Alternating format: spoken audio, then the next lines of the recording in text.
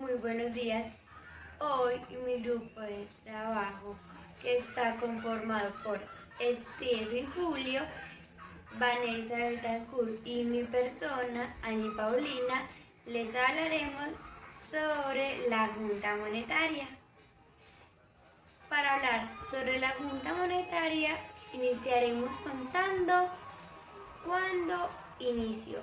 Resulta que en la Colombia de los años de 1960 y más exactamente el 13 de noviembre de 1963 se instaló la Junta Monetaria, creada mediante la Ley 21 de ese mismo año, que buscaba una adecuada estabilidad económica, asignándole la tarea de estudiar y adoptar las medidas monetarias, cambiarias y de crédito.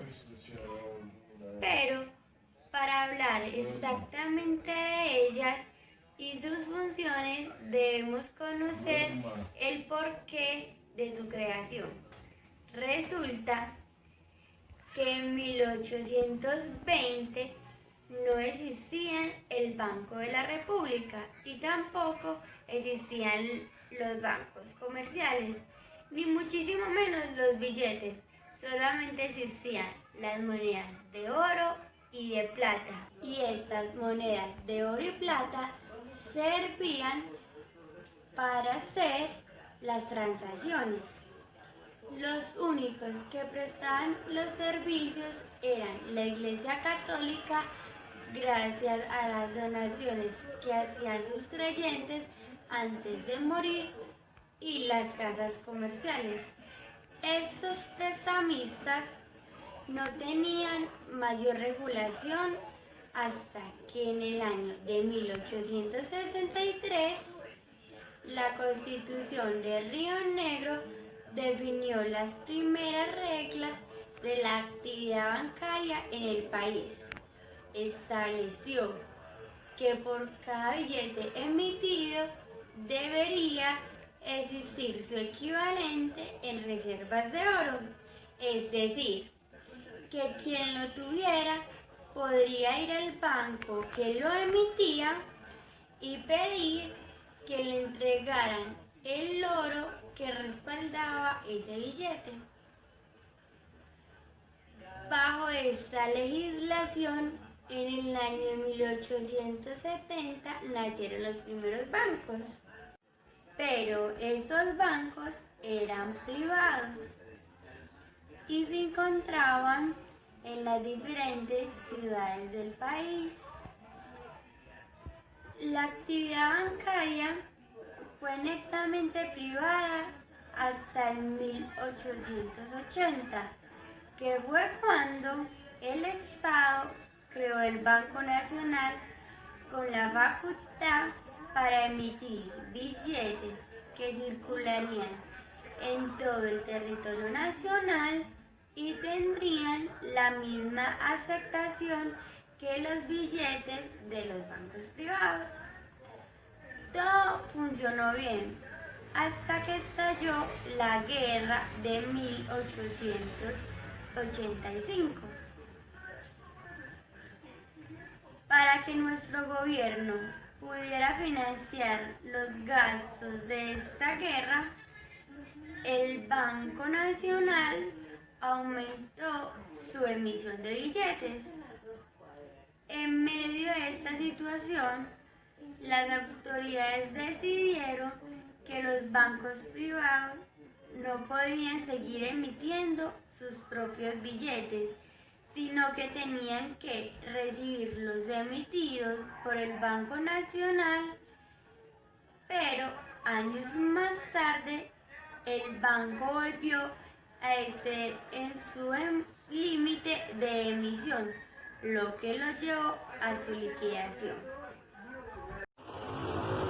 La práctica de emitir billetes sin el respaldo de oro terminó convirtiéndose en un gran problema. En 1899 estalló la Guerra de los 1000 días y el gobierno usó la emisión de billetes sin el respaldo del oro para financiarla.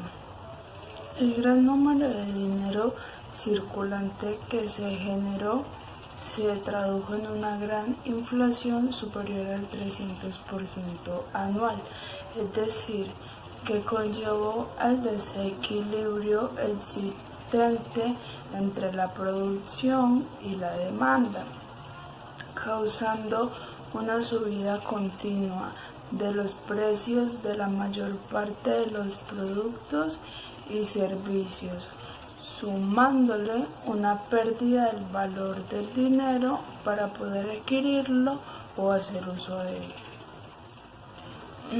Ante la magnitud se volvió a establecer la convertibilidad de los billetes en oros y en 1905 la ley autorizó la creación del Banco Central de Colombia, con la expectativa de que ordenara la economía del país. Varios incumplimientos del banco, como el de superar la emisión que se le tenía permitida, conllevaron a que el Congreso lo liquidara en 1909. Unos años más tarde, esa situación de desorden monetario conllevó al gobierno a que contratara una misión de expertos extranjeros dirigida por el profesor economista Edwin Walter Kemmerer, quien en 1923 fijó las pautas para la creación del Banco de la República de Colombia. Fue así como el 23 de julio de ese mismo año nació el emisor colombiano con entidad de aporte público y privado. Durante sus primeros años, uno de sus objetivos primordiales fue sustituir todos los billetes que circulaban en el país por los nuevos billetes que producía el Banco de la República de Colombia, que estaban respaldados por oro. Además, se le asignó la función de ser el banquero de los bancos comerciales y el banquero del gobierno. En los años siguientes se produjeron cambios importantes en la estructura de la Junta Directiva del Banco de la República, al incluir al ministro de Hacienda, así como a los representantes de la Federación Nacional de Cafeteros y de las cámaras de comercio. En ese periodo y tras la inestabilidad que generó la Gran Depresión de los años 30 en los estados financieros internacionales, se estableció el desmonte del patrón oro, es decir, la obligación de que los billetes emitidos estuvieran respaldados por oro o que su equivalente fuera en oro. A mediados del siglo, y dado que las necesidades económicas del país eran distintas a las de 1923, se inició una nueva de reformas al Banco Central. En 1949, el gobierno emitió una misión de Reserva General de Estados Unidos emitidas por David Grove para que éste hiciera un diagnóstico del sistema bancario colombiano. La misión Grove hizo varias recomendaciones, entre ellas el tratar de dinamizar o desarrollar la economía colombiana mediante el otorgamiento de créditos subsidiados al sector privado. Aquí es donde viene una de las cosas más importantes. Es un nuevo papel de la política monetaria de otorgar créditos subsidiados al sector privado en manos de una junta de naturaleza pública y privada no daba condiciones para tomar decisiones objetivas. Por esto, en el año 1963 se creó la Junta Monetaria, que le devolvió al Estado la autonomía en el control de las políticas monetarias, cambiaria y crediticia.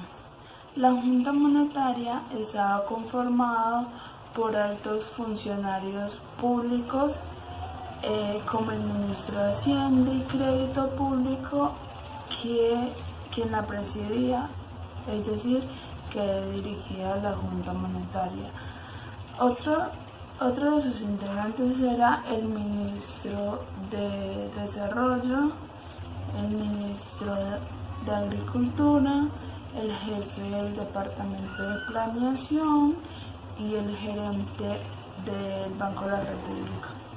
En 1976 se incorporó al director del Instituto Colombiano de Comercio Exterior con voz, pero sin voto. Asistían el secretario económico de la Presidencia de la República y el superintendente bancario, además de 2 asesores técnicos. Mientras tanto, el Banco de la República mantuvo su propia junta, que era la encargada de ejecutar las políticas que dictaba la Junta Monetaria. Las decisiones de la Junta Monetaria estaban respaldadas por los conceptos técnicos emitidos por 2 asesores, dedicados exclusivamente a la investigación en los campos monetario, cambiario y crediticio. Esta asumió así la formulación de las políticas. Por ello es que el Banco de la República se constituyó en ejecutor de estas políticas y en asesor técnico del gobierno en materia económica. A pesar de la aparición de la Junta Monetaria desde 1963, el Banco de la República seguía siendo una entidad con funciones públicas, pero con capital privado. Una combinación institucional que complicaba muchísimo la ejecución de la política monetaria.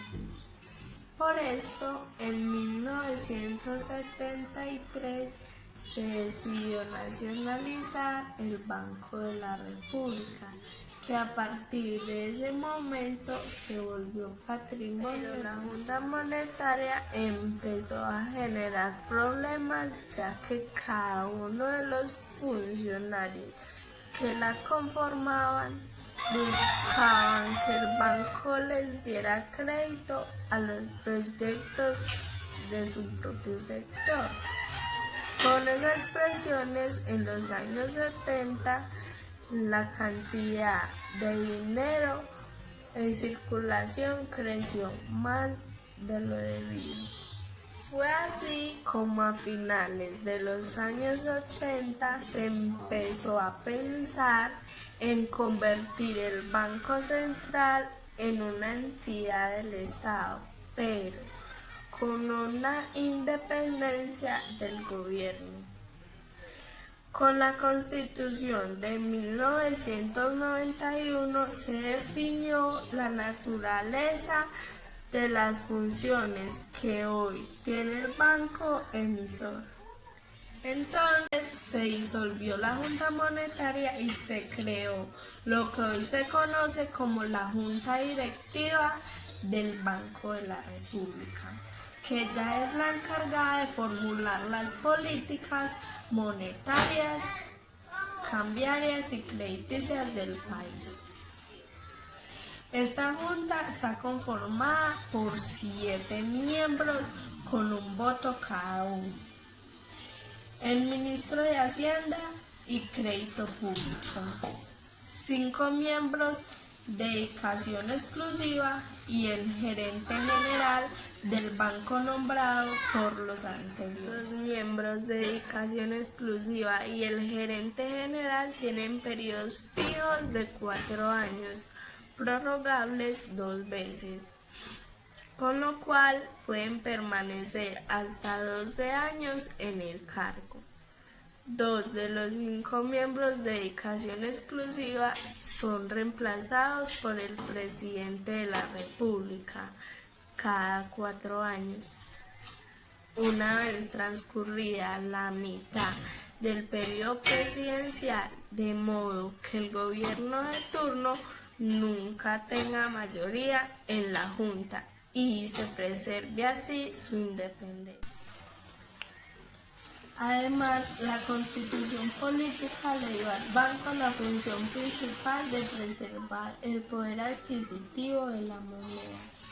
Esas condiciones llevaron a la fórmula de nuevas políticas monetarias, mucho más sanas, y que se tradujo en la reducción paulatina y sostenible de los niveles de inflación en el país. De esta manera hemos llegado a tener el Banco de la República, con el que hoy día contamos, una identidad independiente cuyo objetivo fundamental es mantener la inflación baja y estable.